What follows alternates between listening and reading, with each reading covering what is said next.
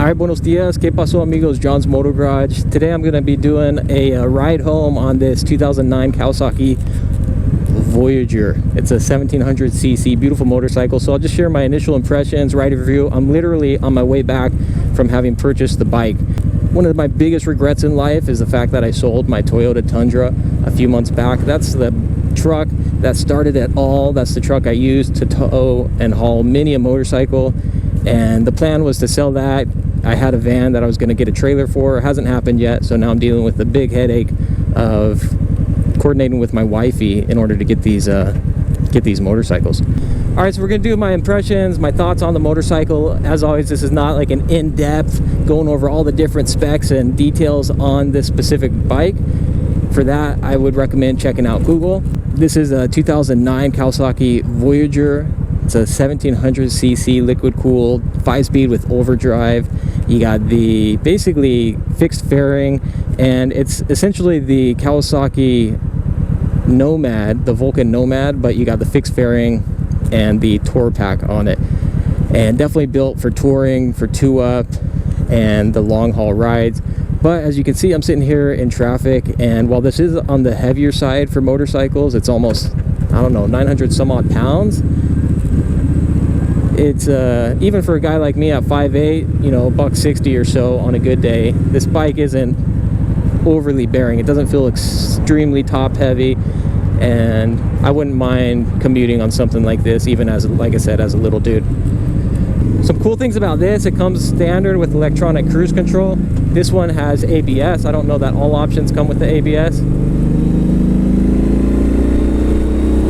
This has an upgraded, taller windshield. Definitely, I don't feel a thing here. No wind or anything at all. Like I said, you got the tour pack, you got the hard bags, and another cool thing with these, you can take the key out of the ignition and the bike still runs once it's started and running.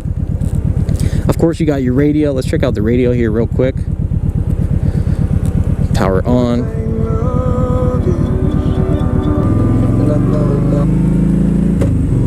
I don't want to get busted for copyright infringement, so we won't play that for too long. But I will test it out on the highway at higher speeds.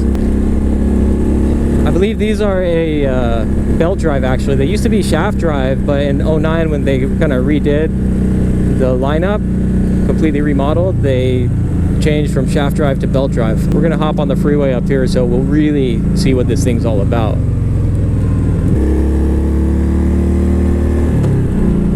These do have pretty clunky gearboxes, but then again, it seems like the majority of motorcycles do have clunky gearboxes. That's almost the norm. Let's go ahead and test out the cruise control while we're at it, though.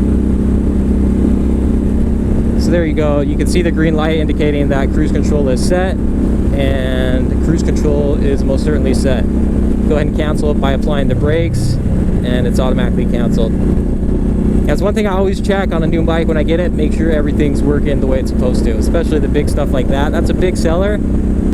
So here we are cruising comfortably at 80 miles per hour in 4th gear at about 4,300 RPMs. Bump it up into 5th, 3,500 RPMs.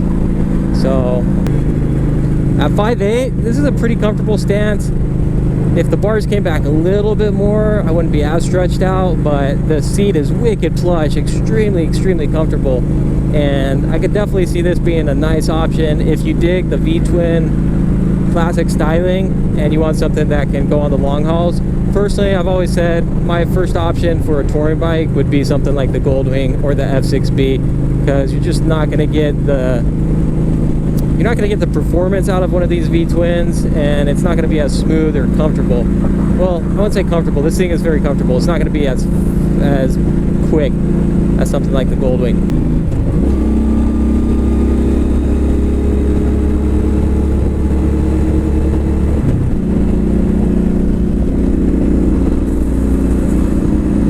I don't jump on this and feel like I'm on like a rocket like you would with your M109R or C109RT Boulevards, but it's obviously not built with that in mind. It's built to be a cruiser. I don't know how much, I don't know the horsepower specs on this thing for the torque, but it's no lack of power, that's for sure. And like I said, I'm cruising here on the freeway, 80 miles per hour plus, and this thing it's not even sweating it, bro. Not even sweating it. kick it into overdrive, and you're good to roll, man. At 90 miles per hour, and I can hear it well enough to say it would make a ride more enjoyable. Slow down to probably 70, 80, and I think it's gonna be perfect. It seems to navigate traffic just fine. It really does. The thing I like about this is it doesn't feel overbearing. Like I said, I'm only 5'8". I'm not a huge guy. When I get messaged but about once you're rolling on this, you want your Luke Combs tickets, and we got them. Just turn that radio off. But once you're rolling, once you got the momentum, this thing is extremely comfortable. Easy to throw around. It doesn't feel like a boat or a yacht. It's not overwhelming for a dude of my stature. And that's always a plus on a bike. Now, in city traffic, real stop and go, I'm assuming it would get a little bit more cumbersome, you could say. But, hey, this thing's built to be on the highway, man. And I think that's where it's going to be most happy, for sure. It also feels pretty roomy. It doesn't feel quite as cramped as I felt on some of the, some of the Harleys that I jump on, like the Street Glide and Road Glide. So, pretty spacious layout. I don't know how this compares in dimensions. Well, I don't know what else to tell you guys. I'm going to enjoy some music, sit back and relax a little bit. Once I get back onto the surface streets, we'll talk about how it handles in the city and is it the right bike for you. One thing we'll discuss briefly is some comparable motorcycles. So this is definitely right there with your Harley Road Glide.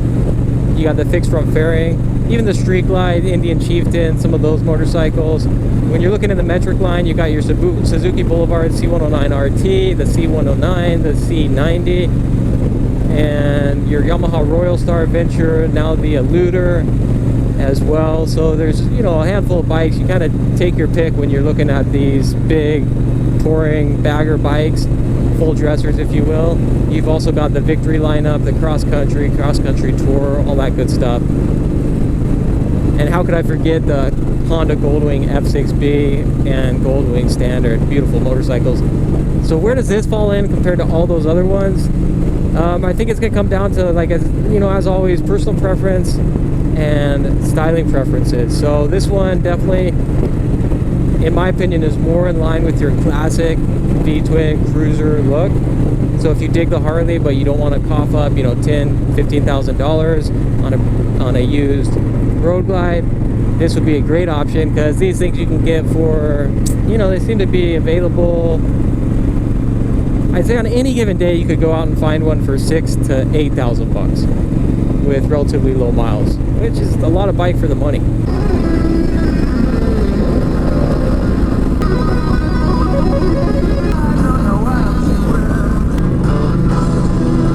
Una organización nacional sin fines de lucro con recursos gratis.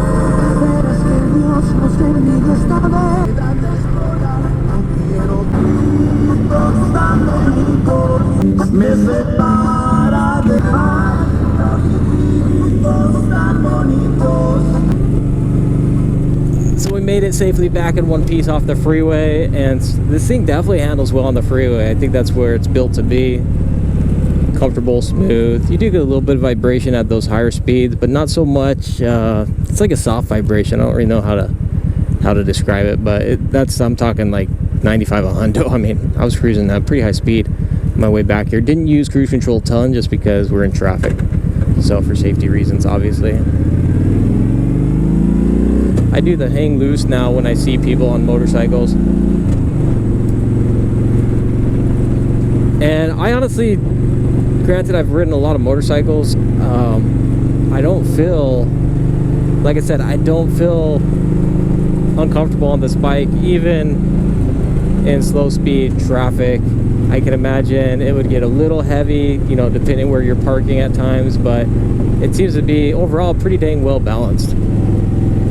I'm averaging 34.8 miles per gallon. It actually went up with that freeway ride in overdrive, so decent gas mileage for being such a big engine, and definitely going to beat the majority of your vehicles out there.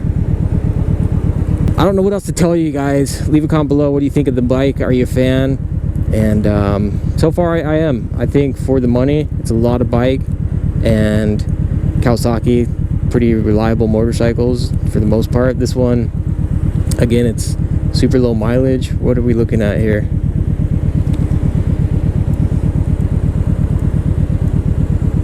100-mile range. 8,084 miles. This thing is barely broken in, man.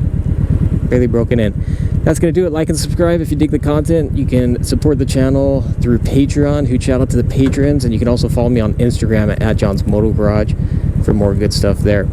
Thank you for the support, and we'll see you guys on the next one. Until then, ride safe and have fun. Adios.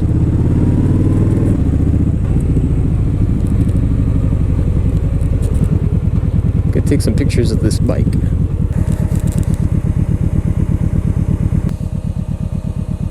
You got some discoloration here on the exhaust, as you can see.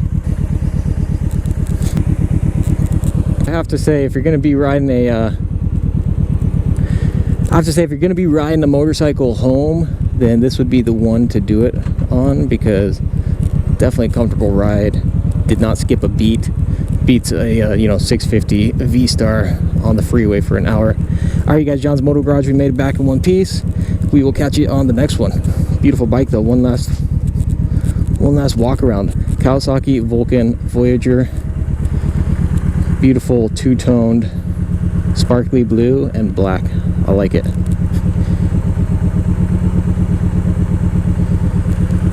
All right, we'll see you on the next one. Nos vemos.